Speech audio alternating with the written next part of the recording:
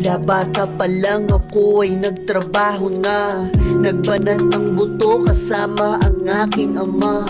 Hindi biro pinagdaanan naming dalawa, sa mura kong edad natuto na rin akong magbala. Ito aming trabaho, lumikha ng kwadrado, bawat haligi may pawis na galing sa mukha ko. Bakal, bato, semento, laging pasan-pasan ko. Kahit na mainit at kahit na gaano kapeligro, mababa ang mga tingin sa amin ng iba. Dahil mahirap ang trabaho, todo kayod pa. Ngunit baliwala lahat at di iniinda. Para sa pamilya ay wala nang mas mahalaga. Walang humpay na pagod, tapos kayod ang kayod.